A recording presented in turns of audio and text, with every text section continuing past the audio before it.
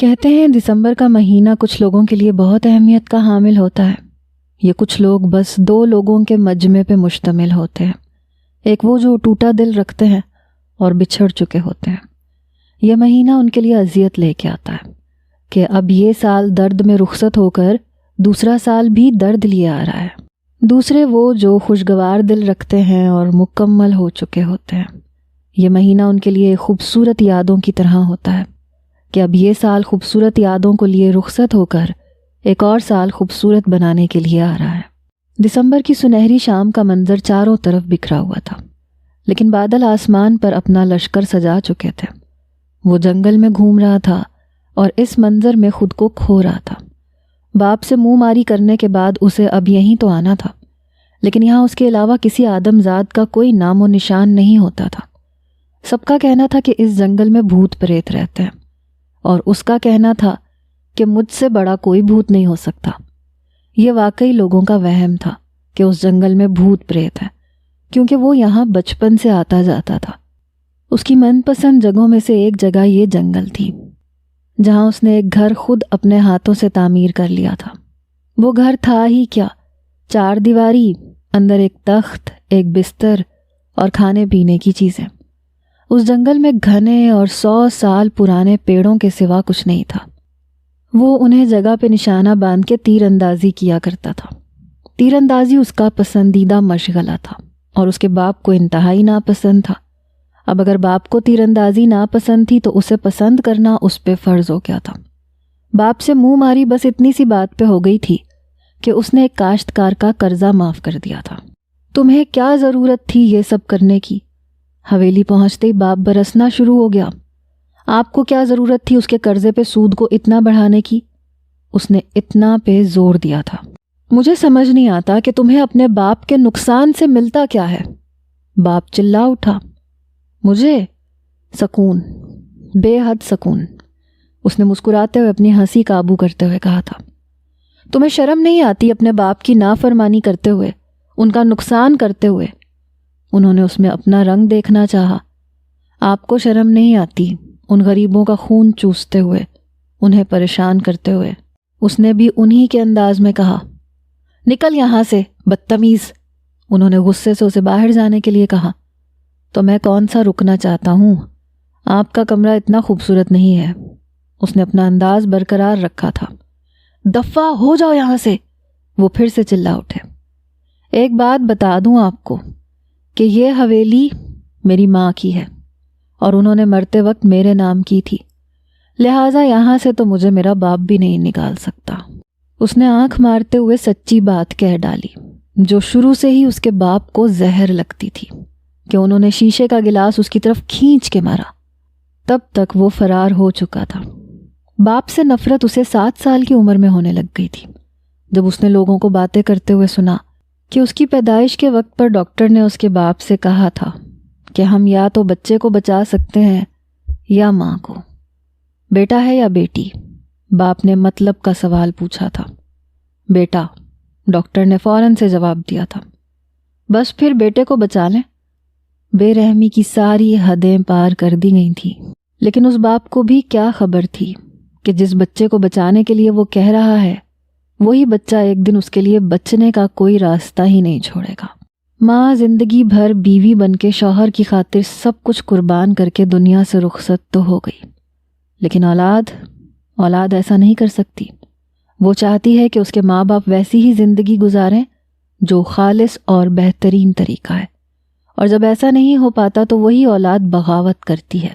بالکل اسی طرح وہ بھی چاہتا تھا کہ اس کا باپ ظالم نہ بنے، بلکہ اپنی عوام کی مدد کرے، عوام اس سے دوستانہ رویہ رکھیں۔ لیکن جب ایسا نہ ہوا تو اس نے مخالف پارٹی بنائی اور بغاوت کی آگ کو شعلوں میں بھڑکایا۔ پارٹی کا سربراہ ہونے کے باوجود وہ اکیلا شان و شوکت سے گھومتا پھرتا تھا۔ شام میں برگد کے پیڑ کے نیچے گاؤں کے لوگوں کو بلوا کے وہ اپنے کالج کے زمانے کے قصے سنایا کرتا تھا، شاعری سنایا کرتا تھا، اور بابا سائیں کی بتائی ہوئی اچھی اچھی باتیں بھی بتایا کرتا تھا۔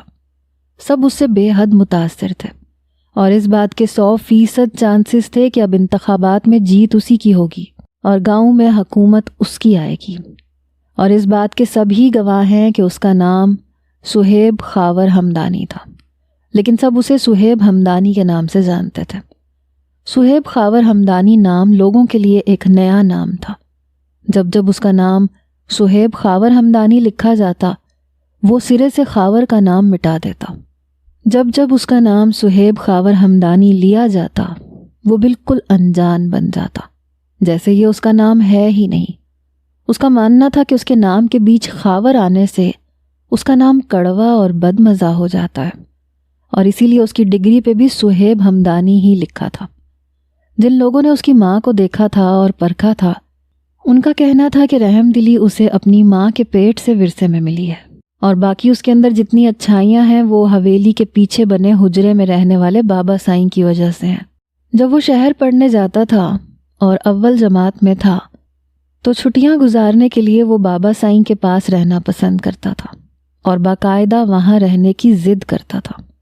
اس کا کہنا تھا کہ جو سکون بابا سائیں کے حجرے میں ہے وہ اس کی حویلی میں نہیں ہے، اور بابا سائیں چونکہ وہ بچہ تھا لہٰذا اسے محبت سے اپنے پاس رکھ لیتے تھے۔ وہ انہی یادوں میں گم تھا کہ ہوا بند ہوئی اور اللہ کی رحمت بوندوں کی طرح برسنی شروع ہوئی۔ یوں سمجھو کہ وہ سب بھول گیا، زخم پہ مرہم لگا دیا گیا، لیکن دل میں ایک خواہش ابھری تھی، ہائے میرے اللہ، اگر کوئی خاص ساتھ ہوتا تو اس موسم کا مزہ دوبالا ہو جاتا اور یہ برسات اور بھی زیادہ خوشگوار ہو جاتی۔ وہ دل ہی دل میں اللہ سے شکوہ کر رہا تھا، کیونکہ اسے کبھی محبت نہیں ہوئی تھی۔ اس کے جمال میں کہیں کوئی کمی تھی؟ ہزاروں لڑکیاں مرتی تھیں، لیکن اس کا ماننا تھا کہ محبت مذاق نہیں ہوتی، ایک احساس ہوتا ہے جو ایک بار ہو جائے تو پھر نہیں ہوتا۔ وہ ابھی بھی اس ادھورے پن میں گم بارش میں دیوانوں کی طرح بھیگ رہا تھا۔ واہ کیا شعر ہے! دسمبر کا مہینہ، سنہری شام اور برستی بارش، گر نہ ہو میں اور تم تو سب کا سب ادھورا۔ اس نے شعر ختم ہی کیا تھا کہ شکوے کا جواب اور شعر کی مقبولیت کا وقت آیا۔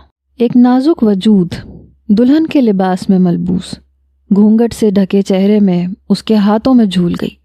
بچاؤ بچاؤ مجھے! دو لوگ اس کے پیچھے بندوق لیے آئے۔ وہ دلہن تب تک اس کے بازوؤں میں بے ہوش ہو چکی تھی۔ اس نے جلدی سے برابر درخت میں لگے ہوئے 2 تیر نکال کے ان کے سینوں پہ دے مارے۔ وہ 2 سیکنڈ میں ڈھیر ہو گئے تھے۔ اس نے آس پاس نظریں دوڑائیں کہ کہیں کوئی اور دشمن تو نہیں ہے۔ چاروں طرف دیکھنے کے بعد اسے اطمینان ہوا۔ اس نے دلہن کو ہوش میں لانے کے لیے ہلانا شروع کیا، لیکن اس کے نہ اٹھنے پہ اسے یقین ہو گیا کہ وہ بے ہوش ہو چکی ہے۔ جلد ہی اس نے دلہن کو اپنے بازوؤں کے سہارے اٹھا کر وہ اپنی اس 4 دیواری کے گھر کی طرف مڑ چکا تھا۔ دروازہ دھڑام سے کھول کے اس دلہن کو تخت پہ لٹایا کہ تبھی نظریں اس کا آدھا گھونگھٹ اوپر ہونے کی وجہ سے سیدھا اس کی تھوڑی کے پاس کے سیاہ تل پہ پڑیں۔ دل نے بغاوت کی آگ پکڑی کہ اس کو ٹھیک طرح لٹا کے وہ باہر نکل آیا۔ باہر نکلا تو اس کے گھوڑے نے دانت نکالے۔ اندر کرو دانت اپنے، تمہاری طرح چھچھورا نہیں ہوں میں۔ اس نے اس دن پہ طنز کیا تھا جب وہ گھوڑے پہ بیٹھ کے اپنے گاؤں سے جنگل کی طرف آ رہا تھا کہ پاس میں ایک گھوڑی کو دیکھ کے گھوڑے نے اس کے ساتھ چلنے سے انکار کر دیا تھا۔ گھوڑے نے اس کا طنز بھرا جملہ سن کے ناگوار نظروں سے اسے دیکھ کے منہ پھیرا۔ اب اسے یہ سوچنا تھا کہ آخر یہ لڑکی کون ہے، اور وہ بھی دلہن کے لباس میں، اور اس کے ساتھ ایک اور فکر یہ کہ اس کے پیچھے گنڈے کیوں پڑے تھے۔ اس کے ذہن میں عجیب و غریب سوالات نے حملہ کیا۔ اس کی خاصیت میں سے ایک یہ تھی کہ وہ مصیبتوں اور مشکلات سے کبھی نہیں گھبراتا تھا، بلکہ ان کا حل نکالتا اور سامنا کرتا تھا۔ اگر یہ لڑکی میرے لیے خطرہ ثابت ہوئی تو؟ ذہن پہ ایک فکرانہ سوال نے حملہ کیا۔ ایسا ہو بھی سکتا ہے، جواب اسے خود ہی مل گیا۔ لہٰذا اندر اس غرض سے داخل ہوا کہ اس دلہن کا چہرہ دیکھ کے اس کی شناخت کر لے، لیکن گھونگھٹ سے ابھی بھی آدھا چہرہ ڈھکا ہوا تھا۔ وہ پاس کھڑا تھا کہ گھونگھٹ ہٹا دے، لیکن بابا سائیں کی اس کے اندر ڈالی ہوئی ایک اچھائی باہر آئی۔ بیٹا، عزت و احترام اخلاص کا حصہ ہے، اور نبی کریم صلی اللہ علیہ وآلہ وسلم نے فرمایا کہ تم میں سے بہتر وہ ہے جو تم میں اخلاق کے اعتبار سے بہتر ہے۔ وہ اس کے بعد آگے نہ بڑھ سکا، بس جانچتی نظروں سے اس کا جائزہ لے کے اپنے ذہن پہ حملہ کرنے والے سوالات کے جوابات تلاش کرنے لگا۔ لیکن جوابات کے لیے اس لڑکی کا ہوش میں آنا ضروری تھا۔ وہ اس پہ پانی کا چھڑکاؤ کر چکا تھا، لیکن وہ ابھی بھی ہوش سے بیگانی تھی، کیونکہ وہ چھڑکاؤ اس کے چہرے پہ ٹھیک طرح سے نہیں ہوا تھا، کیونکہ آدھا چہرہ اس کا گھونگھٹ سے ڈھکا ہوا تھا۔ لیکن جو آدھا چہرہ نظروں کے سامنے تھا وہ غضب کا تھا۔ باریک ہونٹ جو کشش میں قید تھے، تھوڑی پہ سیاہ تل جو ہر کسی کو اپنی طرف مائل کرنے کے لیے کافی تھا۔ وہ الٹے پیر واپس باہر نکل آیا، لیکن وہ اس وقت اس چار دیواری سے زیادہ دور نہیں جا سکتا تھا، کیونکہ ممکن تھا کہ جو لوگ اس دلہن کے پیچھے پڑے تھے وہ اس کے حملہ کرنے کے لیے موجود ہوتے، اور اس وقت انسانیت کی خاطر اس دلہن کی حفاظت اس کے لیے ضروری تھی۔ اس کی انگلیوں نے حرکت شروع کی تھی، اس کی آنکھیں کھلنی شروع ہوئیں۔ وہ اٹھ کے بیٹھی، جلدی سے اپنے چہرے پہ سے گھونگھٹ ہٹایا۔ یہ میں کہاں ہوں؟ اس چار دیواری پہ خود کو تخت پہ پا کے وہ سہم سی گئی۔ کہیں میں ان لوگوں کے ہاتھ تو نہیں لگ گئی؟ ڈر کا سامنا ہوا، وہ گھبرانے لگی۔ نہیں، ایسا نہیں ہو سکتا۔ اس نے خود کو تسلی دینے کی کوشش کی۔ مجھے کچھ یاد کیوں نہیں آ رہا؟ میں کیسے پہنچی یہاں تک؟ اس نے اپنا سر پکڑ کے ذہن پہ زور دیا۔ میں بھاگتے بھاگتے جنگل پہنچ گئی تھی۔ ہلکی ہلکی جھلکیاں اس کی نظروں کے سامنے آنا شروع ہوئیں۔ وہ لڑکا، میں نے اس سے مدد مانگی تھی۔ اچانک اسے یاد آیا، لیکن پھر میں یہاں کیسے؟ اسی سوال نے پھر سے ڈر پیدا کیا۔ ایک تو اس چار دیواری سے خوف آ رہا تھا، اوپر سے وہ لڑکا کہیں نظر نہ آنے کا خوف بھی لاحق ہو گیا تھا جس سے اس نے مدد مانگی تھی۔ بارش تھم چکی تھی، اتنے میں دروازہ کھلا اور وہ اندر اس غرض سے آیا کہ جان سکے کہ وہ دلہن ہوش میں آئی ہے کہ نہیں۔ تبھی دونوں کی نظریں ملیں اور دونوں پہ کچھ دیر سکتہ چھایا۔ اگلے ہی لمحے دونوں کے ہونٹوں نے ایک ساتھ حرکت کی۔ سہیب تم؟ سمیہ تم؟ دونوں شدید حیران ہوئے تھے۔ دونوں ایک دوسرے کو دیکھ کر حیران ہوئے تھے۔ سہیب پلیز مجھے بچا لو۔ وہ جلدی سے اس کے قریب آ کے کھڑی ہوئی، اس کے ہاتھ پکڑے۔ وہ اس وقت بہت ڈری ہوئی تھی، الفاظ حلق سے بمشکل ادا ہو رہے تھے۔ ریلیکس، کیا ہو گیا ہے سمیہ؟ اس نے اس کا ڈر دور کرنے کی کوشش کی۔ وہ لوگ مجھے اپنے ساتھ لے جائیں گے، پلیز مجھے بچا لو۔ اس نے اپنے نازک ہاتھ کی گرفت اس کے ہاتھ پہ مضبوط کی۔ سمیہ یہاں کوئی نہیں ہے، کوئی نہیں لے کے جائے گا تمہیں۔ اس نے اپنے ہاتھ اس کی گرفت سے آزاد کروا کے اس کے کندھے پہ رکھے۔ سہیب میں تمہیں بتا رہی ہوں، وہ لوگ لے جائیں گے مجھے۔ اس نے اٹکتے ہوئے الفاظ میں دوبارہ ڈر کو حاوی کیا۔ چلو یہاں بیٹھو۔ وہ اسے واپس اسی تخت پہ لے آیا۔ پلیز تم دروازہ بند کر کے آؤ۔ اس نے ڈر کے ہاتھ کے اشارے سے دروازہ بند کرنے کے لیے کہا۔ اچھا ٹھیک ہے۔ اس نے اٹھ کے دروازہ بند کیا۔ اس وقت وہ اس کے ڈر کو مزید حاوی نہیں ہونے دے سکتا تھا۔ ممکن تھا کہ اس پہ کسی مرض کا حملہ ہو جائے۔ کر دیا میں نے دروازہ بند، کوئی نہیں ہے یہاں پہ اب۔ اس نے ایک بار اور اس کا ڈر دور کرنے کی کوشش کی۔ اس نے ڈرے ہوئے انداز میں اپنے سیدھے ہاتھ کا ناخن اپنے منہ میں لیا۔ اب بتاؤ کون تھے وہ لوگ جو تمہارے پیچھے پڑے ہوئے تھے؟ اس نے گھٹنوں کے بل اس کے پاس بیٹھتے ہوئے دھیمے لہجے میں پوچھا۔ تھے نہیں، ہیں۔ وہ جو میرے پیچھے تھے وہ اس کے بندے تھے۔ اس نے ڈرے ہوئے لہجے میں سہیب کے سامنے پہیلی رکھی۔ وہ اٹھ کے پاس رکھی ہوئی سراہی کی طرف بڑھا، پانی نکالا، گلاس اس کے سامنے بڑھایا۔ پانی پی لو۔ اس کے ڈر کا یہ عالم تھا کہ اس کے ہاتھوں کے ساتھ اس کے ہونٹ بھی کپ کپا رہے تھے۔ اس نے پانی پی کے گلاس تخت پہ رکھ دیا۔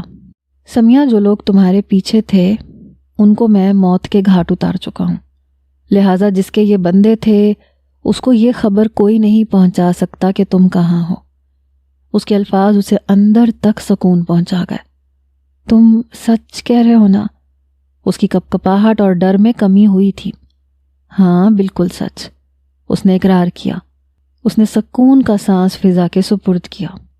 اب بتاؤ کس کے بندے تھے وہ؟ اور تمہاری شادی تھی نا آج؟ وہ اس کے قریب ہوا اور نظر اس کے سنہری لباس پہ ڈالی۔ نہیں، میں یہ شادی نہیں کرنا چاہتی۔ اسے پھر ڈر نے آ گھیرا۔ کیا مطلب سمیہ؟ کیا تمہاری شادی تمہاری مرضی کے بنا ہو رہی تھی؟ وہ کنفیوز ہوا۔ اس نے مجھے کڈنیپ کر لیا تھا۔ وہ مجھ سے زبردستی شادی کرنا چاہتا تھا اور میں وہاں سے بھاگ گئی. لیکن سہیب تم دیکھ لینا، وہ مجھے ڈھونڈ نکالے گا. اس نے ڈرا ہوا لہجہ قائم رکھا. کون ہے وہ؟ سہیب نے نرمی سے پوچھا. وہ شہر کا بہت بڑا ڈان ہے، پولیس اس کو پکڑنے کے لیے پاگل ہے. اس نے جھٹ جواب دیا. کہیں تم شاہ نواز کی بات تو نہیں کر رہی؟ اس کا دماغ کھٹکا. ہاں، شاہ نواز ہی ہے اس کا نام، اس نے اقرار کیا. تمہیں یاد ہے اس نے تمہیں کہاں رکھا تھا اور کہاں ہونے والی تھی تمہاری شادی؟ اس نے جلدی سے پوچھا. یہ وہی ڈان تھا جس کو پکڑنے کے لیے واقعی پولیس پاگل تھی. اس پہ نہ جانے کتنے قتل کے کیس اور خود کش دھماکوں کے کیس بھی تھے. ان پولیس آفیسرز میں سہیب کا ایک دوست بھی شامل تھا. اگرچہ سہیب گاؤں میں رہتا تھا لیکن اس کا وہ دوست شہر کے کالج کا لڑکا تھا. بس فرق اتنا تھا کہ وہ اس کی فیلڈ کا نہیں تھا. بس شوخ مزاجی کی وجہ سے اس پولیس آفیسر سے سہیب نے دوستی کی تھی. ہاں، اس نے مجھے فارم ہاؤس پہ رکھا تھا اور وہیں پہ ہماری شادی ہونی تھی. اس نے فارم ہاؤس کا پورا ایڈریس اور پورا نقشہ اسے بتایا. بس اب تم ریلیکس کرو، آج رات ہی یہ پکڑا جائے گا. سہیب نے اپنا موبائل تخت کے سرہانے سے اٹھایا. اوہو، اس نے جلد ہی افسوس کیا. کیا ہوا؟ وہ فوراً گھبرا کے اٹھی. یار، سگنل نہیں آ رہا ہے. اس نے موبائل ہوا میں لہرایا. کیوں؟ اسے پریشانی نے آن گھیرا. کیونکہ ہم جنگل میں ہیں اور ابھی ابھی بارش تھمی ہے، اس نے اطمینان سے جواب دیا. خیر چھوڑو، یہ بتاؤ آج کل کیا کر رہی ہو؟ اس نے جلد ہی اس کا دماغ اور ڈر، فکر اور پریشانی سے ہٹانا چاہا. آج کل بدنصیبی چل رہی ہے سہیب. اس نے زندگی سے تھکا ہارا لہجہ قائم کیا. کیوں؟ اس نے بھویں اچکائیں. آج کل ایک اچھی جگہ پہ جاب کی تھی لیکن میں لفٹ میں پھنس گئی. مینیجر نے مجھے بچایا لیکن یہ بات میڈیا پہ کسی اور طرح سے اچھال دی گئی. اس نے اپنے دونوں ہاتھوں کی انگلیاں آپس میں ملائیں. پھر اس نے آگے کی بات جاننی چاہی. مینیجر کیونکہ شادی شدہ تھا لہٰذا اس نے جلد ہی غلط فہمی دور کر دی لیکن مجھے جاب سے نکال دیا. اس نے آگے کی بات بتا ڈالی. پھر تمہیں دوسری جاب ملی؟ اس نے پھر آگے کی بات جاننی چاہی. اس سے پہلے کہ میں دوسری جاب ڈھونڈتی ایک اور بدنصیبی میرے انتظار میں تھی. اس نے لمبا سانس کھینچا. کیا مطلب؟ وہ سمجھ نہیں سکا. میں نہیں جانتی تھی کہ کب اس جاب کے راستے پہ گزرتے وقت اس ڈان کی نظریں مجھ پہ جم گئیں اور پھر وہ گھر تک پہنچا اور پھر مجھ تک. اس نے سب کچھ بتا ڈالا. تمہاری تو بس ایک ماں ہے نا، وہ کہاں ہے؟ سہیب کو جلد ہی اس کی ماں کا خیال آیا. جب میں گھر پہ تھی اور وہ ڈان مجھے اپنے ساتھ لے جانے آیا تھا تو ماما میرے ساتھ ہی تھی لیکن وہ انہیں زخمی کر گیا تھا اور مجھے یقین ہے کہ وہ اب میری ماں کے پاس ضرور جائے گا مجھے ڈھونڈنے. اسے اب ایک اور فکر ستا گئی. اس کا مطلب ہے کہ مجھے جلد از جلد ماجد کو انفارم کر دینا چاہیے. لیکن کیا کروں اس سگنل کا؟ اس نے نظریں اپنے موبائل پہ گھڑائیں. آچھی، سوری. چھینک آتے ہی اس نے معذرت چاہی. تم تو ٹھیک سے بھیگی بھی نہیں ہو، اس کے باوجود زکام. اس نے نظریں اس کے گیلے لباس پہ ڈالی. اچھا خاصا تو وہ بھیگا تھا مگر اسے کچھ نہیں ہوا تھا. چلو ایک کام کرتے ہیں، اس جنگل کے پیچھے آبادی ہے، میں اکثر وہاں آتا جاتا رہتا ہوں.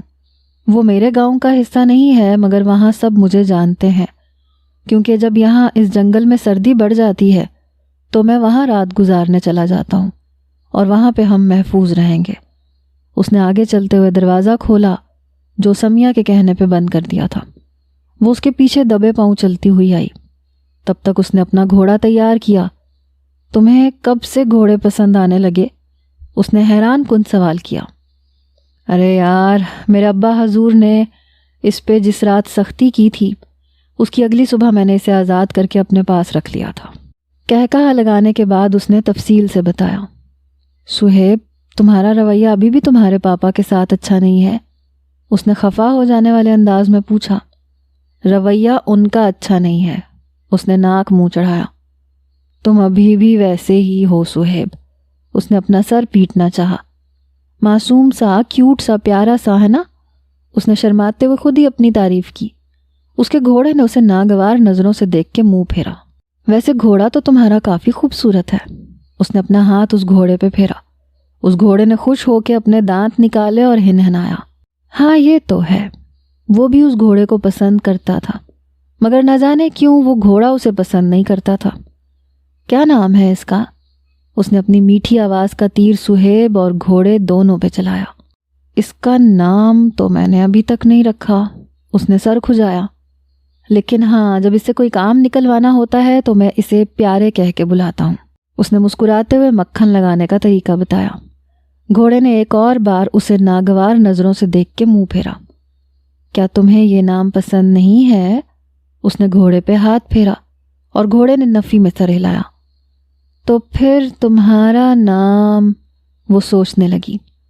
کیا اپنے بچوں کے نام رکھنے ہیں جو اتنا سوچ رہی ہو؟ اس نے اپنی شوخ طبیعت کا استعمال کیا۔ اس کی یہ بات بھی گھوڑے کو ناگوار گزری۔ اس نے ہنہناتے ہوئے اپنے آگے کے دونوں پیر اٹھائے، جیسے اسے وارننگ دی ہو کہ اب اپنی زبان بند رکھے ورنہ گھوڑے کی ٹانگیں ہوں گی اور اس کا سینہ۔ تمہارا نام حسن دل ہوگا آج سے۔ اس نے محبت سے اس کے سر پہ ہاتھ پھیرا۔ اس نے بھی ہنہنا کے اس کے دیے ہوئے نام کو قبول کیا۔ حسن دل، اس نے زندگی سے بھرپور کہا لگایا۔ گھوڑے نے اب کی بار کوئی وارننگ نہیں دی بلکہ سیدھا اس کے سینے پہ وار کیا۔ وہ گرتے گرتے بچا۔ سمیہ نے بھی زندگی سے بھرپور کہا لگایا اس کی حالت پہ۔ اس کا کہا دونوں کے ہی دل چھو گیا تھا۔ واہ، یہ صحیح ہے، میں تمہیں اپنے ظالم باپ سے بچا کے لاؤں اور تم مجھے ہی پیٹ ڈالو۔ اس نے غصے سے گھوڑے پہ روب جمانے کی کوشش کی، لیکن گھوڑے پہ اس کا کوئی اثر نہیں ہوا۔ اس نے منہ پھیر لیا۔ اور میں تمہیں خطرناک گنڈوں سے بچاؤں اور تم میری حالت پہ ہنسو۔ اب وہ غصے سے سمیہ سے مخاطب ہوا۔ اچھا سوری، اس نے کان پکڑے۔ اس کا انداز ابھی بھی ویسا ہی تھا جو ہر کسی کو پاگل کرتے۔ اب چلو۔ تینوں نے ساتھ چلنا شروع کیا۔ تیز ہوا کے جھونکے ان سب کے وجود سے آر پار ہو رہے تھے۔ گہری خاموشی کے بیچ صرف سنسناتی ہوا کی آواز تھی۔ صہیب، تم کیا کر رہے ہو آج کل؟ سننے میں آیا تھا کہ تم نے کالج کے بعد اپنے گاؤں میں حکومت سنبھالنی تھی۔ اس نے خاموشی توڑی۔ صہیب اور سمیہ دونوں ایک ساتھ کالج میں پڑھتے تھے۔ دونوں میں کافی اچھی انڈرسٹینڈنگ تھی، یا یوں سمجھ لیا جائے کہ دوستی تھی۔ کالج ختم ہونے کے بعد صہیب کے باپ خاور نے اس کی پڑھائی چھڑوا دی تھی۔ چونکہ انہوں نے پڑھائی چھڑوانی تھی لہٰذا اب پڑھنا اس پہ فرض ہو گیا تھا۔ اس نے پرائیویٹ پڑھ کے اپنی تعلیم جاری رکھی۔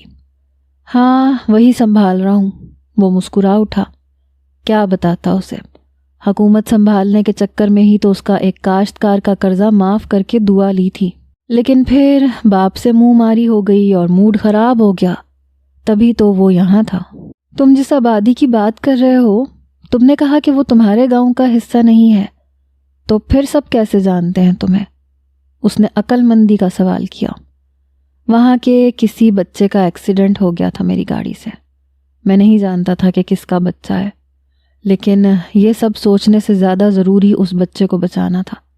میرے ساتھ میرے گاؤں کا دوست بھی تھا جسے میں نے ہی ڈاکٹر بنایا تھا۔ چونکہ گاؤں اس آبادی سے بس تھوڑے ہی فاصلے پہ ہے، اس لیے ہم جلد ہی اس بچے کو اس کی ڈسپینسری میں لے گئے، جو ہمارا گاؤں شروع ہوتے ہی دائیں طرف بنی ہوئی ہے۔ 2 گھنٹے کے بعد اس بچے کو ہوش آ گیا، لیکن وہ بہت سہما ہوا تھا، لہٰذا ہم نے اس بچے کے ساتھ محبت کا رویہ رکھا اور جلد ہی اپنا ڈر ہم سے بھلا بیٹھا اور اپنے گھر کا ایڈریس بتایا۔ ہم اسی وقت اسے اس کے گھر لے کے گئے تاکہ گھر والے پریشان نہ ہوں۔ ایکسیڈنٹ ہونے کے لیے بھی ہم نے معذرت کی اور وعدہ بھی کیا کہ جب تک یہ بچہ صحت یاب نہیں ہو جاتا اس کی ساری ذمہ داری ہماری ہے۔ ہماری کا مطلب میری ہے، اس نے تفصیل بتائی۔ پھر اس نے تجسس سے پوچھا۔ پھر ہماری اچھائی سب کو بھا گئی۔ ہم اس بچے کی ٹریٹمنٹ کے لیے جاتے رہے اور پھر گھلتے ملتے رہے۔ اس نے مسکراتے ہوئے تفصیل کا اختتام کیا۔ ابھی وہ جنگل سے نکل ہی رہے تھے کہ بائیں طرف پیڑ کے پیچھے پڑے پتوں پہ کسی کے چلنے کی آواز آئی۔ اس نے ڈر کے صہیب کا بازو دبوچ لیا۔ چلتی رہو بس۔ اس کی رفتار مدھم ہونے پہ اس نے تنبیہ کی۔ خیر اب انہوں نے آبادی میں قدم رکھ دیا تھا، کسی نے ان پہ کوئی حملہ نہیں کیا تھا۔ ایک عالی شان گھر کے پاس وہ رکے۔ صہیب نے آگے بڑھ کے دروازہ کھٹکھٹایا۔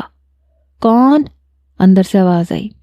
میں صہیب ہوں خالہ، آواز پہچانتے ہی اس نے جواب دیا۔ دروازہ کھل گیا۔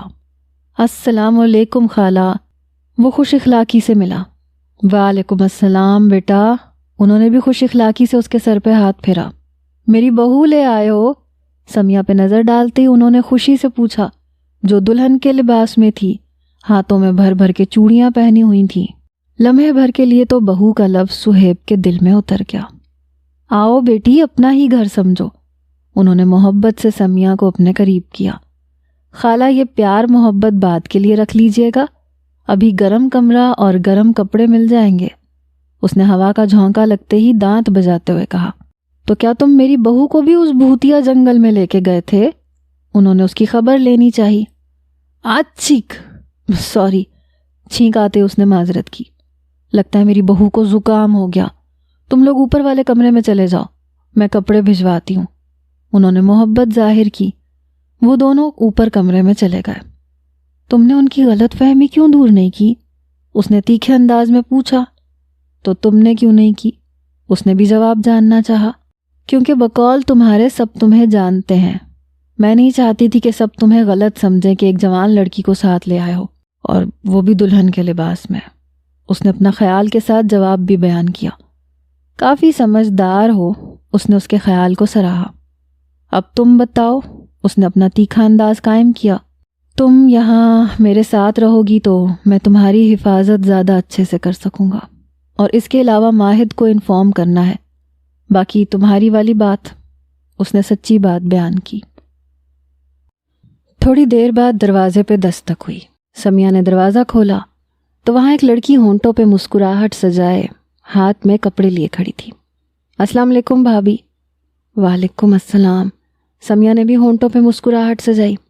یہ لیں، ماما نے کپڑے بھجوائے ہیں۔ اس لڑکی نے کپڑے آگے کیے۔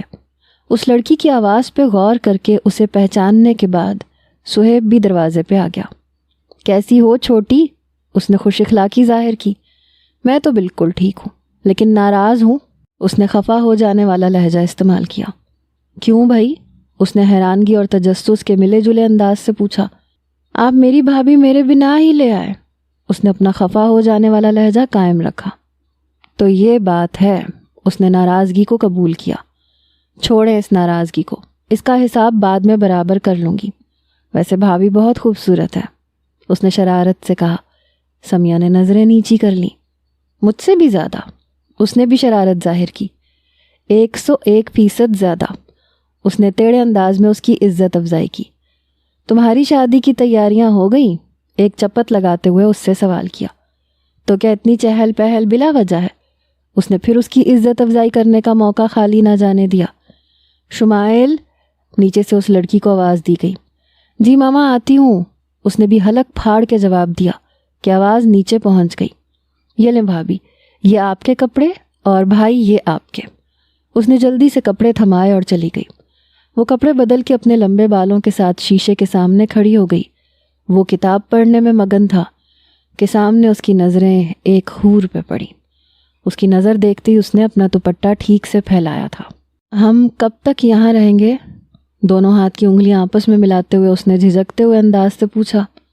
جب تک ماہد اسے پکڑ نہیں لیتا۔ اس نے نظریں دوبارہ کتابوں میں گڑائیں۔ تم نے انفارم کر دیا اسے؟ اس نے خوشی سے چہکتے ہوئے پوچھا۔ ہاں، لیکن اسے میں ایڈریس ٹھیک طرح بتا نہیں پایا۔ وہ کہہ رہا تھا تھوڑی دیر میں کال۔ لو آ گئی کال۔ موبائل بجتے ہی نمبر دیکھتے ہوئے اس نے موبائل سمیہ کی طرف بڑھایا۔ سمیہ نے ایک ایک ڈیٹیل بتا دی۔ کال ختم ہونے کے بعد اس نے موبائل اسی بے خبرے کی طرف بڑھایا۔ اس نے بھی سکون سے موبائل لے کے اپنے برابر میں رکھ دیا۔ تم سو جاؤ، اس نے کتاب میں ہی کھوئے ہوئے اسے مشورہ دیا۔ تم کہاں سو گے؟ اسے کمرے میں ایک ہی بیڈ کے ہونے کی فکر لاحق ہوئی۔ یہاں اسی صوفے پہ۔ اس نے اپنے پیر صوفے سے اوپر کیے اور موڑ کے پھیلا لیے۔ اس نے کوئی جواب نہیں دیا اور بیڈ پہ جا کے لیٹ گئی۔ ذہن پہ بہت بوجھ تھا، لیکن تھکان حاوی تھی، لہٰذا وہ جلد ہی نیند کی وادیوں میں اتر گئی۔ کتاب پڑھتے پڑھتے اس بے خبرے کو 1:30 بج گئے۔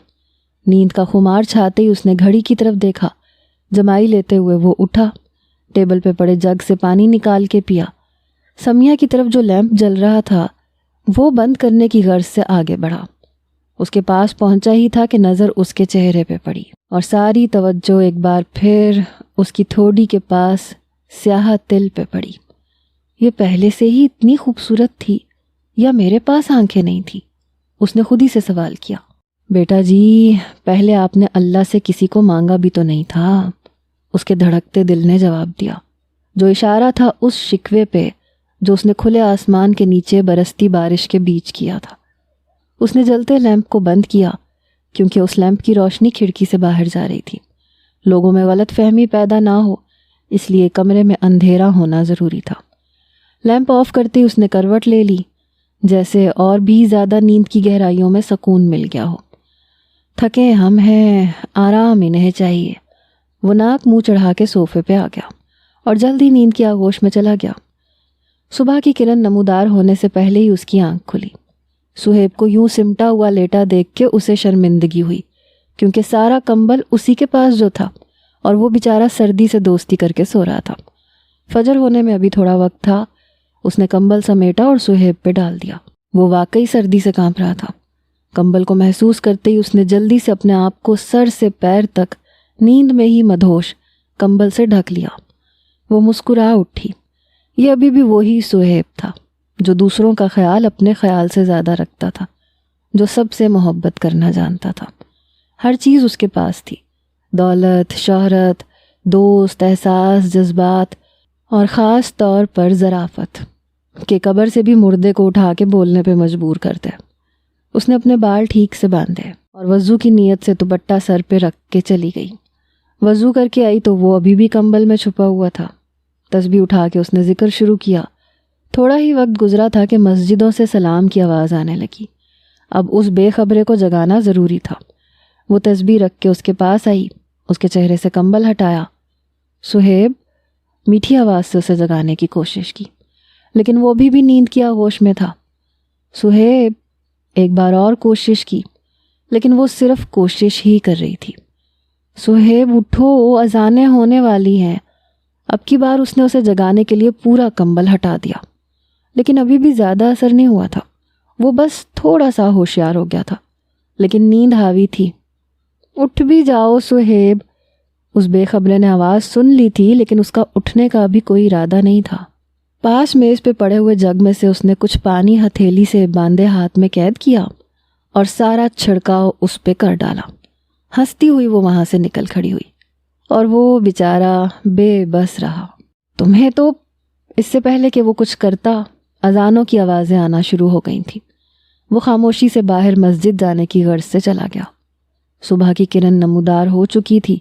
وہ سکون سے فجر پڑھ کے سیر کرتا ہوا گھر آیا اور وہاں ابھی بھی سب سو رہے تھے۔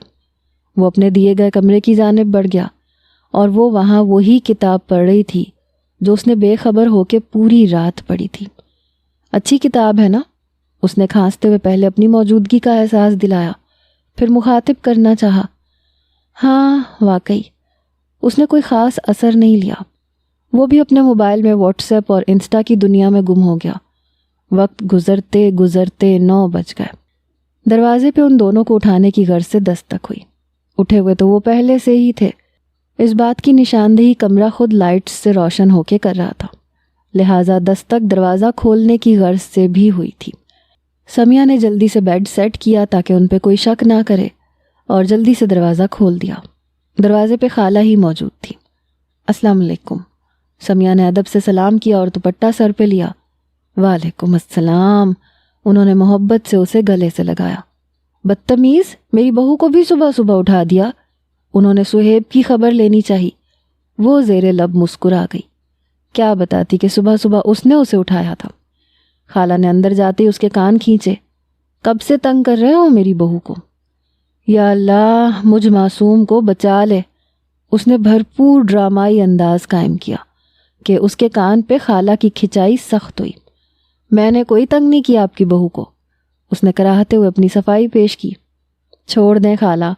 اس کی درد بھری آواز سن کے اس نے نرم لہجے میں خالہ سے درخواست کی۔ مسکراتے ہوئے انہوں نے اس کے کان چھوڑ دیے۔ خوش رہو میرے بچوں۔ دعا دیتے ہوئے وہ ان کے کمرے سے چلی گئی۔ وہ کان سہلا رہا تھا۔ بہت اچھا ہوا، اس نے بھرپور مزہ لیا۔ تمہیں تو تب تک وہ فرار ہو چکی تھی۔ چھوڑوں گا نہیں، اس نے بلند آواز سے اپنا جملہ اور اپنی دھمکی مکمل کی۔ وہ ناشتہ بنانے کی نیت سے شمائل کے ساتھ کچن میں مصروف ہو گئی اور کافی گھل مل بھی گئی تھی۔ ان کی گپ شپ میں ناشتہ بھی تیار ہو چکا تھا، دونوں نے مل کے ناشتہ بھی سجا دیا۔ شمائل کے پاپا بھی ناشتے پہ موجود ہوئے تھے۔ اس نے کل رات سے اب تک انہیں نہیں دیکھا تھا، لیکن شمائل کی ماما نے سمیہ کا تعارف انہیں کروا دیا تھا۔ انہوں نے محبت سے سمیہ کے سر پہ ہاتھ رکھا، دعائیں دیں۔ میں بھائی کو بلا کے لاتی ہوں۔ شمائل نے اوپر جانا چاہا کہ اس کے پاپا نے اسے روکا۔ تم رکو بیٹا، تم بلا کے لاؤ۔ انہوں نے شوہر بیوی کے رشتے سے ایک عقل مندی کی بات کی۔ جی، اسے کبھی باپ کا پیار نہیں ملا تھا، لہٰذا جو مل رہا تھا وہ اسے کھونا نہیں چاہتی تھی۔ وہ جلدی سے اوپر کی جانب بڑھ گئی۔ وہ موبائل میں ہی گم بیٹھا تھا۔ چلو ناشتے پہ۔ اس نے موبائل اس کے ہاتھ سے جھٹکے سے لیا اور ایک ہاتھ کمر پہ ٹکا کے ایک ادا سے کہا۔ پل بھر کے لیے وہ حیران ہوا کہ اس کے ساتھ ہوا کیا ہے۔ موبائل دو واپس، اس نے غصے سے کہا۔ کیوں؟ ایسا کیا ہے اس میں؟ اس نے مشکوک انداز سے پوچھا۔ ہے کچھ پرسنل۔ اس نے اس کے ہاتھ سے موبائل چھیننا چاہا۔ اس نے اپنا ہاتھ پیچھے کر لیا اور وہ خالی ہاتھ رہ گیا۔ تو پھر تو میں تمہیں نہیں دوں گی، اس نے شرارت سے کہا۔ میں چھین لوں گا تم سے۔ اسے اس کی شرارت ایک آنکھ نہیں بھائی۔ اچھا ٹھیک ہے، غصے سے لال کیوں ہو رہے ہو؟ یہ لو۔ اس نے خاموشی سے ہار مان لی اور اس کی یہ ادا اس کی روح تک کو سلگا گئی۔ دونوں ساتھ نیچے اترتے ہوئے آئے۔ شمائل کے پاپا نے دونوں کو دعائیں دی۔ 12 گھنٹے ہو گئے ہیں، کیا وہ پکڑا جا چکا ہوگا؟ اور ماما؟ اس نے بمشکل وہی سوال پوچھا جو صبح سے اسے ستا رہا تھا اور زبردستی مسکرانے اور شرارت کرنے پہ مجبور کر رہا تھا۔ وہ پکڑا نہیں گیا، لیکن ہاں تمہاری ماما محفوظ ہیں۔ اس نے دل کی گہرائیوں میں اتر جانے والی تسلی اسے دی۔ یا اللہ تیرا شکر ہے۔ ایک گہرا سانس اس نے فضا کے سپرد کیا۔ اس نے مسکراتے ہوئے اس کے چہرے کا جائزہ لیا۔ ایک بات تو بتاؤ صہیب، تمہیں بڑی خبر ہوتی ہے شہر کی، وہ کیسے؟ اس نے پاس بیٹھتے ہوئے مشکوک انداز میں پوچھا۔ وہ ایسے کہ میں نے کالج چھوڑا تھا، دوست نہیں۔ اس کا اشارہ اپنے کالج کے دوستوں کی طرف تھا۔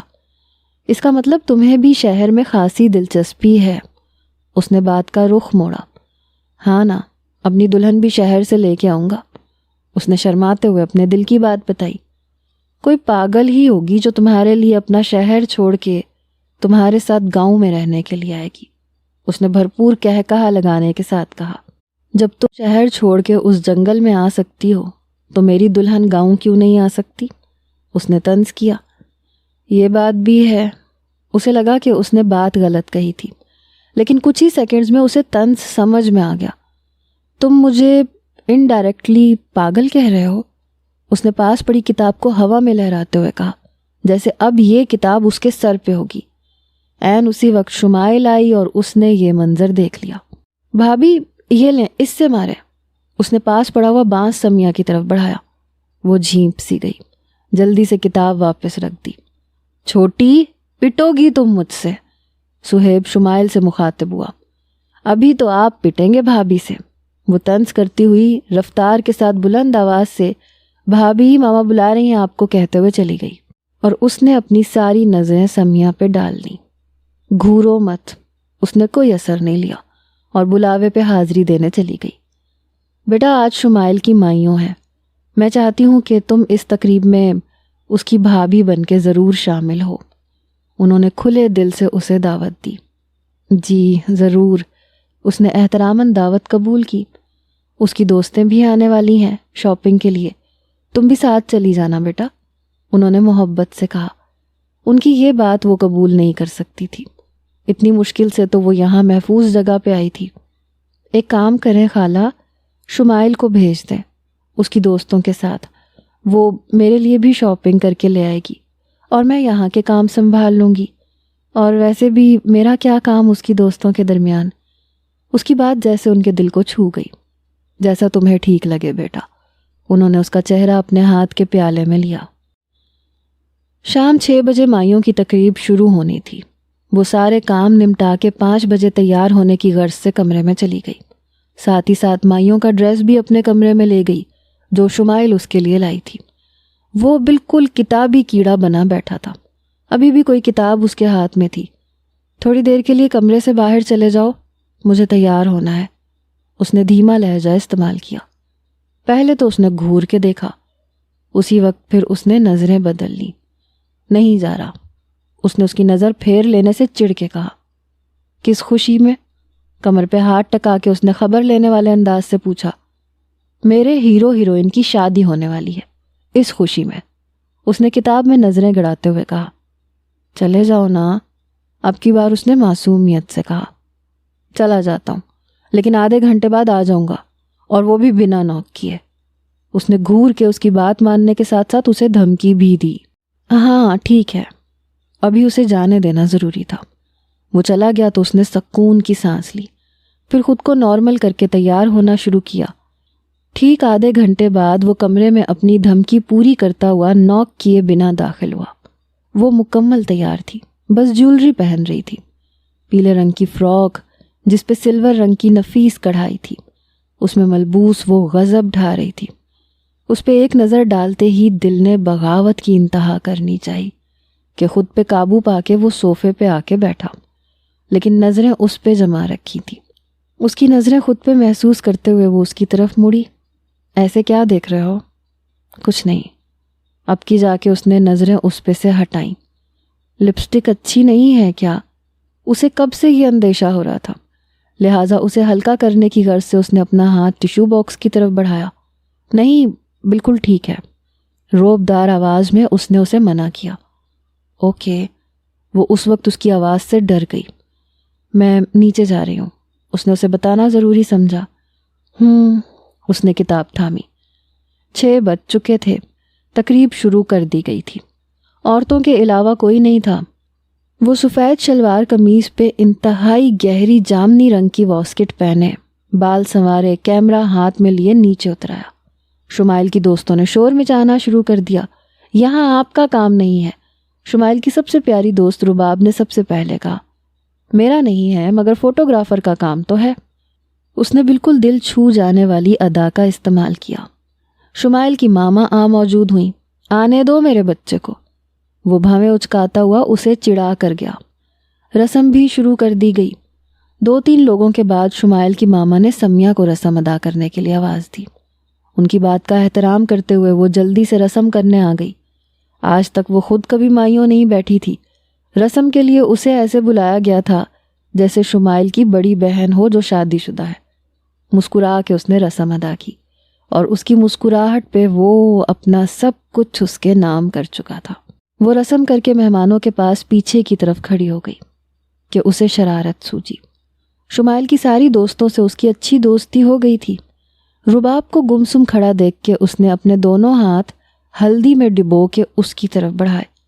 اس سے بچنے کے لیے وہ پیچھے ہوئی، لیکن وہ اور زیادہ قریب آتی جا رہی تھی۔ اب اس نے دوڑنا شروع کر دیا، وہ بھی اس کے پیچھے دوڑتے ہوئے آنے لگی۔ رباب سہیب کے پاس سے گزری، لیکن سمیہ کارپٹ مڑنے کی وجہ سے اس کی ہیلز اس میں اٹک گئی، اور وہ ہلدی والے ہاتھوں کے ساتھ گرنے والی تھی کہ سہیب کی باہوں میں آئی، اور اس کے دونوں ہاتھ سہیب کے سینے پہ لگ کے اس کے کپڑوں پہ ہلدی لگا گئے۔ سہیب نے ابھی بھی اسے تھاما ہوا تھا۔ سب نے ہوٹنگ کی۔ وہ جلدی سے خود کو سنبھال کے کھڑی ہوئی۔ تم ٹھیک ہو؟ سہیب نے اخلاقاً پوچھا۔ ہاں، پر سوری، اس نے شرمندگی سے کہا۔ سوری کیوں؟ وہ حیران ہوا کیونکہ وہ بے خبر تھا کہ اس کے کپڑوں پہ ہلدی لگ گئی ہے۔ وہ تمہارے کپڑے خراب ہو گئے، سمیہ نے اس کے کپڑوں کی طرف اشارہ کیا۔ اس نے جلدی سے اپنے کپڑوں کی طرف دیکھا اور زیر لب مسکرا اٹھا۔ میں آتا ہوں چینج کر کے، اس نے سمیہ کو ایسے بتایا جیسے وہ سچ میں اس کی بیوی ہو۔ اب آنے کی ضرورت نہیں ہے، بس اب ہم کھانا کھانے والے ہیں، پیچھے سے رباب نے اسے چھیڑا۔ چینج بھی نہ کروں؟ اس نے بھویں اچکائیں۔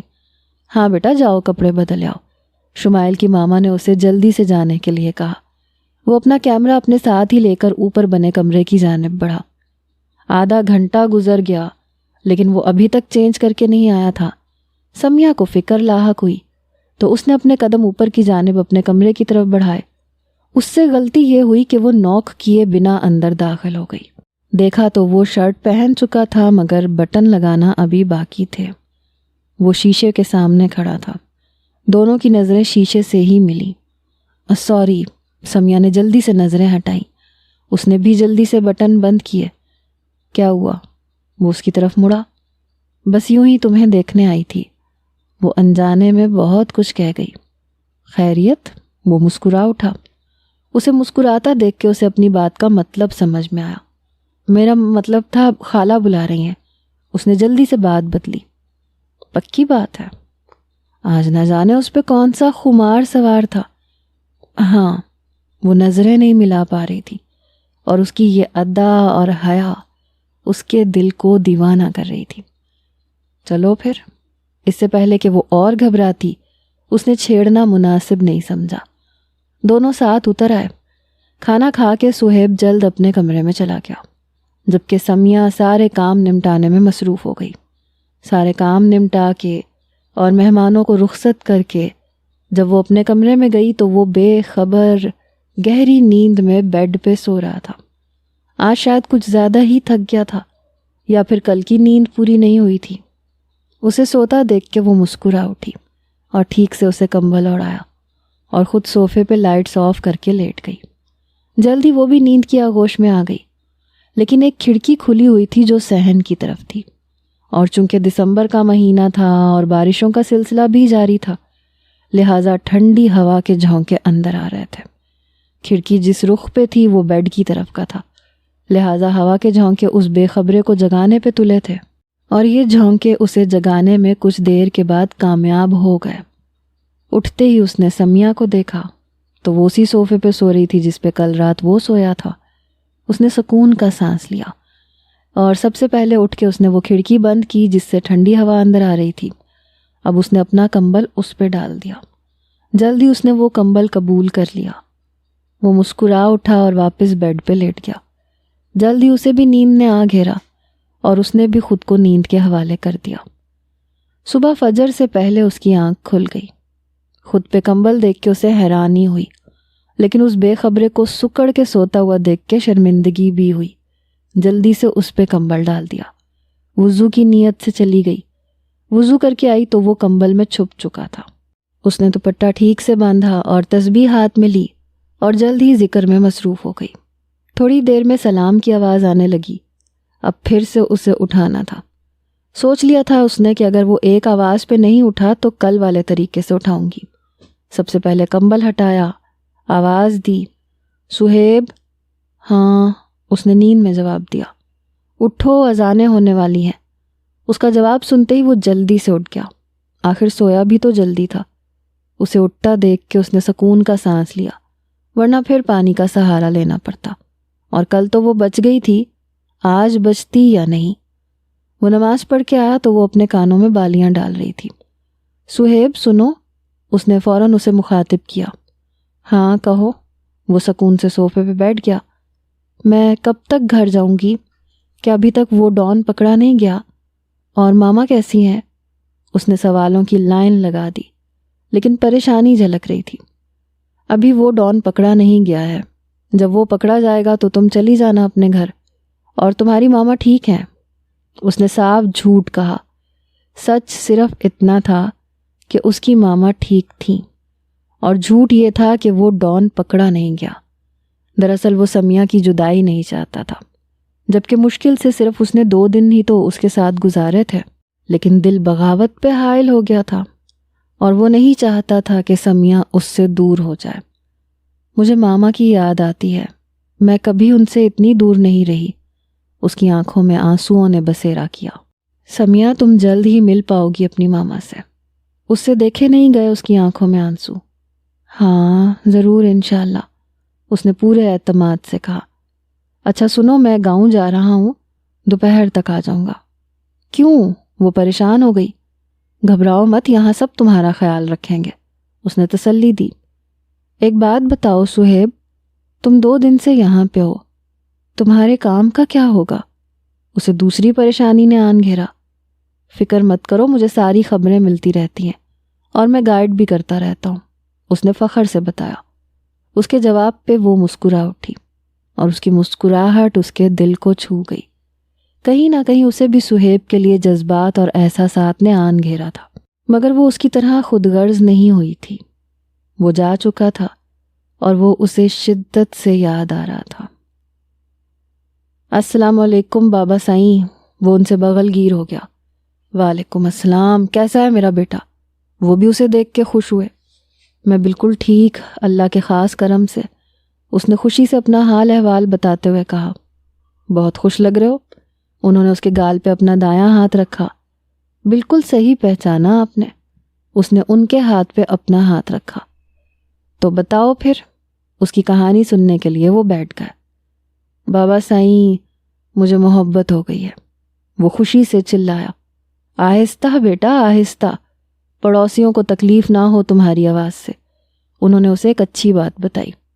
بابا سائیں، میں آپ کو بتا ہی نہیں سکتا میں کتنا خوش ہوں، اتنا کہ بس مت پوچھیں۔ وہ بالکل ان کے پاس گھٹنوں کے بل بیٹھ گیا، اپنے ہاتھ ان کے گھٹنوں پہ رکھے۔ کون ہے وہ؟ انہوں نے اس کی آنکھوں میں جھانکا۔ میرے ساتھ پڑھتی تھی، ابھی ایک مسئلے میں پھنس گئی ہے، میرے ساتھ خالہ کے پاس رہ رہی ہے، اس جنگل کے پیچھے آبادی میں۔ اس نے آبادی والے علاقے کو یاد دلوایا۔ ایک جوان لڑکی یوں ہی تو تیرے ساتھ نہیں رہ سکتی۔ انہوں نے اس کی چوری پکڑی۔ ہاں بابا سائیں، میں نہیں چاہتا کہ وہ واپس جائے۔ وہ اداس بھی ہوا اور شرمندہ بھی۔ اور وہ، انہوں نے اس کی شرمندگی محسوس کی۔ وہ جانا چاہتی ہے۔ وہ مزید اداس ہوا۔ تو جانے دو بیٹا، انہوں نے مسکراتے ہوئے کہا۔ پر بابا سائیں، میں نے اللہ سے مانگا تھا اسے، میں کیوں اسے جانے دوں؟ وہ بالکل بچوں کی طرح بولا۔ بیٹا، اگر وہ واقعی تیری زندگی میں رب کی عطا ہے تو وہ ضرور تیرے نصیب میں اسے شامل کرے گا۔ بابا سائیں نے برابر سے تسبیح اٹھائی۔ تو کیا میں اسے جانے دوں؟ اس نے مزید اداسی ظاہر کی، لیکن بابا سائیں کی بات روح میں اتر گئی تھی۔ خود چھوڑ کے آ، محبوب کی خوشی میں ہی محب کی خوشی ہوتی ہے۔ وہ مسکرائے۔ ٹھیک ہے، اس نے بھی پھیکی مسکراہٹ اپنے چہرے پہ سجائی۔ وہ دوپہر میں ہی آ گیا تھا، وہ کمرے میں ہی موجود تھی۔ چلو، اس نے اسے دیکھ کے کہا۔ کہاں؟ وہ سمجھ نہیں پائی۔ تمہارے گھر، اس نے نظریں ہٹائیں۔ کیا؟ سچ میں؟ وہ خوشی سے چہک اٹھی۔ مگر شمائل کی شادی؟ اسے جلد ہی گھر کے افراد کا خیال آیا۔ میں نے انہیں بتا دیا ہے کہ ہم رات میں آ جائیں گے اور تمہیں آنا ہوگا، شمائل کی شادی لازمی اٹینڈ کرنی ہے، اس نے حکم دینے والے انداز میں کہا۔ ٹھیک ہے، وہ بھی راضی ہو گئی۔ دونوں کے بیچ گہری خاموشی تھی۔ تم گاؤں کس کام سے گئے تھے؟ اس نے خاموشی توڑی۔ تھا ایک کام، اس نے مختصراً جواب دیا۔ کیسا کام؟ اس نے جاننا چاہا۔ ہر بات تو نہیں بتا سکتا نا، اس نے سمجھداری ظاہر کی۔ یہ بھی صحیح ہے، اس نے بھی مانا۔ تھوڑی دیر کی ڈرائیو کے بعد گھر آ گیا۔ وہ اترتی ہوئی اندر چلی گئی۔ ماما، وہ اپنی ماما سے لپٹ چکی تھی اور سسکیوں کے ساتھ رو رہی تھی۔ بس میری جان، انہوں نے اسے تسلی دی۔ اس نے اور پھوٹ پھوٹ کے رونا شروع کر دیا۔ تبھی وہ بھی اندر آ گیا۔ یہ منظر دیکھ کے اسے اپنی خود غرضی سے نفرت ہو رہی تھی۔ وہ بھی تو اپنی ماں کے بنا پل بڑھ کے جوان ہوا تھا، پھر کیسے اسے اس کی ماں سے دور کرنے کا سوچ لیا؟ یہ محبت تو نہیں تھی، کیونکہ محبوب کو تکلیف دینا محبت تو نہیں ہوتی۔ وہ انہی سوچوں میں گم تھا کہ سمیہ کی ماما نے اپنی بیٹی کو خود سے الگ کر کے اسے مخاطب کیا۔ ادھر آؤ بیٹا۔ جی؟ پہلے وہ بری طرح سے چونکا، لیکن پھر جلدی سے ان کے قریب آ کے کھڑا ہوا۔ انہوں نے محبت سے اس کا ماتھا چوم لیا۔ اب کی بار اسے اپنی خود غرضی سے گھن آنے لگی۔ جس ماں کی محبت سے وہ محروم رہا، آج وہ اسے مل رہی تھی۔ اس کی آنکھیں نم ہو چکی تھیں۔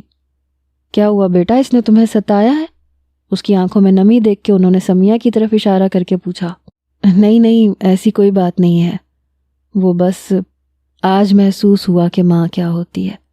وہ مسکرا دیا۔ اچھا سمیہ بیٹا، تم اندر جاؤ، کچھ کھانے پینے کے لیے لے کے آؤ۔ انہوں نے جلدی سے سمیہ کو حکم دیا۔ وہ بھی پورا کرنے چلی گئی۔ بیٹا تم بیٹھو، تم سے ضروری بات کرنی ہے۔ انہوں نے اسے صوفے پہ بیٹھنے کا اشارہ کیا۔ جی کہیے۔ اس نے احتراماً جواب دیا، دیکھو بیٹا، میں تمہارے ساتھ زبردستی نہیں کروں گی، جو تمہیں صحیح لگے وہی کرنا۔ ان کی بات پہ وہ کچھ سمجھ نہیں پایا تو انہوں نے پھر سے کہنا شروع کیا، بیٹا سمیہ نے 2 راتیں تمہارے پاس یا تمہارے ساتھ گزاری ہیں، بھلے تم دونوں کے بیچ میں پردہ رہا ہوگا لیکن یہ معاشرہ اس بات کو قبول نہیں کرے گا۔ اور ایک اور دردناک بات کہ یہ سب صرف ایک لڑکی کو ہی بھگتنا ہوتا ہے۔ میں چاہتی ہوں کہ تم اسے ہمیشہ کے لیے اپنے ساتھ ہی رکھو، اسے اپنا لو بیٹا۔ میری بیٹی نہ بد زبان ہے نہ بے ڈھنگی ہے، اسے آج ہی نکاح کر کے دوبارہ اپنے ساتھ لے جاؤ۔ انہوں نے اپنے دل کی بات کہہ دی۔ اس کا بس نہیں چل رہا تھا کہ وہ سجدہ شکر بجا لاتا اور بابا سائیں کو جا کے بھینچ لیتا، مگر سمیہ کیا وہ مان جائے گی؟ اس نے اپنی خوشی پہ قابو پاتے ہوئے ایک فکر ظاہر کی۔ اس کی فکر مت کرو، وہ میری نافرمان اولاد نہیں ہے، تم بس اپنا فیصلہ سناؤ بیٹا۔ اس کی باتیں اس کی روح تک کو سلگا گئیں، پھر انکار کیسے کرتا؟ ٹھیک ہے ماما، میں آج ہی سمیہ سے نکاح کروں گا۔ اس نے محبت سے ان کا ہاتھ تھاما جیسے وہ سچ میں اس کی ماں ہو۔ جیتے رہو بیٹا، تم قاضی اور گواہوں کا انتظام کرو، تب تک میں سمیہ سے بات کرتی ہوں۔ انہوں نے محبت سے اس کے سر پہ ہاتھ رکھا۔ اسی وقت سمیہ بھی ٹرے سجا کے لے آئی۔ اس نے ایک محبت بھری نگاہ اس پہ ڈالی لیکن وہ محسوس نہیں کر سکی۔ سہیب اور اپنی ماما کا پیار دیکھ کے اسے جھٹکا لگا۔ سہیب اس کی ماما کو آنکھوں کے اشارے سے بتا کے اٹھ کے چلا گیا۔ یہ کہاں چلا گیا؟ اس نے اپنی ماما سے پوچھا۔ اس کو چھوڑو اور تم میری بات سنو۔ انہوں نے اپنے پاس اسے بٹھایا۔ اگر میں تجھے بیاہ دوں تو؟ انہوں نے پہلے اپنی فرما بردار اولاد کا امتحان لینا چاہا۔ تو ماما آپ کی مرضی، اس نے اطاعت ظاہر کی۔ بس پھر تھوڑی دیر میں تمہارا نکاح ہے، اپنا حلیہ درست کر لو۔ انہوں نے جلدی سے اسے حکم دیا اور وہ فرما بردار بنا کسی چوں چرا کے ان کی اطاعت کرنے چلی گئی۔ وہ یہ بھی نہیں جانتی تھی کہ کس کی منکوحہ بننے جا رہی ہے۔ تھوڑی دیر بعد ہی سہیب آ گیا تھا۔ سہیب کو وہیں بٹھا کے وہ دوسرے کمرے سے سمیہ کو دیکھنے چلی گئی۔ ایک لمبی سی لال رنگ کی چادر انہوں نے اسے اوڑھا دی اور اوپر سے لال رنگ کی چنری اس کے سر پہ ڈال دی۔ جلد ہی وہ قاضی صاحب کو سمیہ کے پاس لے آئیں۔ سمیہ بنت اکبر خالد، آپ کو سہیب ہمدانی کے ساتھ نکاح مہر حویلی بنام سہیب ہمدانی قبول ہے؟ قاضی نے پہلی مرتبہ نکاح کے پاکیزہ کلمات ادا کیے۔ پل بھر کے لیے اس پہ سنسناہٹ نے قبضہ کیا کہ اس کی ماما نے اس کے سر پہ ہاتھ رکھا۔ انہیں محسوس کرتے ہوئے اس نے کپکپاتے لبوں سے قبول ہے کہا۔ جی قبول ہے۔ آپ کو قبول ہے؟ دوسری مرتبہ پوچھا گیا۔ اس نے اپنے دونوں ہاتھ آپس میں جکڑے۔ جی قبول ہے۔ آپ کو قبول ہے؟ آخری دفعہ پوچھا گیا۔ جی۔ اب کی بار وہ اٹکی تھی۔ اس کی ماما نے اسے اپنے سینے سے لگایا تھا۔ قبول ہے۔ قاضی سہیب کے پاس آ گیا۔ سہیب ہمدانی، آپ کو سمیہ بنت اکبر خالد اپنے نکاح میں قبول ہے؟ پہلی دفعہ اس کے سامنے کلمات دہرائے گئے۔ اس نے رب سے کی ہوئی دعا کو دل میں بسایا۔ قبول ہے۔ آپ کو قبول ہے؟ دوسری دفعہ پوچھا گیا۔ اس نے اپنی محبت کو پاک کیا۔ قبول ہے۔ آپ کو قبول ہے؟ آخری دفعہ پوچھا گیا۔ اب سمیہ اس کے نام ہونے والی تھی۔ اس نے شدت سے اپنی ماں کو یاد کیا۔ باپ تو اس کے لیے اس قابل تھا ہی نہیں۔ قبول ہے۔ قاضی نے دعا کے لیے ہاتھ اٹھائے۔ اس نے شدت سے اللہ کو یاد کیا اور اپنی نئی زندگی کی خوشیاں مانگی۔ سب نے ایک دوسرے کو مبارکباد دی اور دعائیں دے کے رخصت ہوئے۔ سمیہ اور اس کی ماما ابھی تک اس کمرے سے باہر نہیں آئی تھیں۔ تھوڑی دیر میں سمیہ کی ماما باہر نکل کے آئیں۔ ماما میں سمیہ سے کچھ بات کرنا چاہتا ہوں۔ احترام کے ساتھ اس نے اجازت چاہی۔ بیٹا اب وہ تمہاری ہے، تمہیں میری اجازت کی ضرورت نہیں ہے، انہوں نے مسکراتے ہوئے کہا اور ان کے الفاظ اس کے دل میں اتر گئے کہ اب وہ تمہاری ہے۔ وہ کمرے میں داخل ہوا۔ وہ شیشے کے پاس کھڑی بال بنا رہی تھی۔ بیڈ پہ وہ چادر اور چنری پڑی ہوئی تھی جو اس کی ماں نے اسے نکاح کے وقت پہنائی تھی۔ پستہ رنگ کی لانگ شرٹ میں وہ اس کا دل بے قابو کر رہی تھی۔ دونوں کی نظریں مل چکی تھیں۔ سمیہ نے نظریں چرائیں اور شیشے کی طرف سے اپنا رخ موڑ کے اس کی طرف کیا۔ دونوں کے بیچ خاموشی کے پہرے دار کھڑے تھے۔ اس نے ان پہرے داروں کو موت کے گھاٹ اتارا۔ وہ ایک پل میں اس کے پاس آیا اور اسے گلے سے لگا لیا۔ وہ اندر تک کانپ اٹھی۔ میں تمہیں بتا نہیں سکتا میں کتنا خوش ہوں سمیہ۔ مجھے تم سے محبت ہے، شدید محبت، بے انتہا محبت، اور میں تمہیں یقین دلاتا ہوں کہ میں تمہاری زندگی اپنی محبت سے بھر دوں گا اور تمہیں کوئی تکلیف، کوئی دکھ چھو نہیں پائے گا۔ وہ دیوانہ وار اسے خود سے الگ کیے بنا بول رہا تھا اور وہ اسے اپنے روئیں روئیں میں محسوس کر رہی تھی۔ سہیب، مجھے تمہاری محبت قبول ہے، لیکن پلیز مجھے چھوڑو ابھی، وہ کسمسا رہی تھی۔ اس نے جلدی سے اسے الگ کیا، اس کے گال سرخ ہوتے ہوئے دیکھے۔ ہم تھوڑی دیر میں نکل رہے ہیں، اس کا مطلب تھا رخصتی کا وقت ہے۔ لیکن ہم کہاں جا رہے ہیں؟ اور تمہارے پاپا، کیا وہ مان جائیں گے اس شادی کو؟ کیا وہ قبول کر لیں گے مجھے؟ اس نے بہت سے سوال پوچھے۔ ہم ابھی خالہ کے پاس جا رہے ہیں، کل شمائل کی بارات ہے، اور میں اپنے باپ کی نہیں اپنی ماں کی بہو لے کے آیا ہوں۔ آخری جواب اس نے کڑوے لہجے میں دیا تھا۔ وہ خاموش ہو گئی۔ ہم شمائل کی شادی کے بعد حویلی جائیں گے، تم پاپا کی فکر مت کرو، اور تمہاری ماما کو بھی ہم وہیں بلا لیں گے، وہ یہاں اکیلی رہ کے کیا کریں گی؟ اس نے اپنے دونوں ہاتھ اس کے کندھے پہ رکھے۔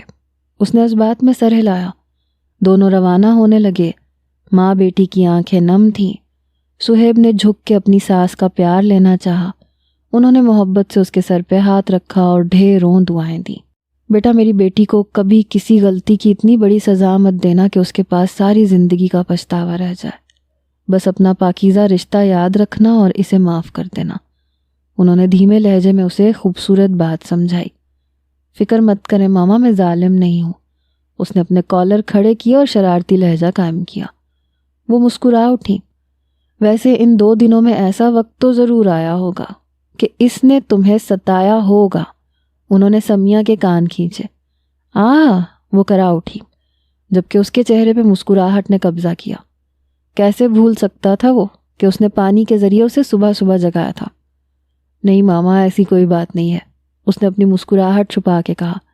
تبھی انہوں نے اس کے کان چھوڑ دیے۔ توبہ ہے ماما آپ کو، آپ کا داماد آپ کو زیادہ پیارا ہو گیا۔ اس نے اپنے کان سہلائے جو کھینچنے سے لال ہو چکے تھے۔ اچھا، اجازت چاہتے ہیں؟ سہیب نے اجازت چاہی۔ ہمیشہ خوش رہو اور ساتھ رہو۔ انہوں نے دعاؤں کے ساتھ انہیں رخصت کیا۔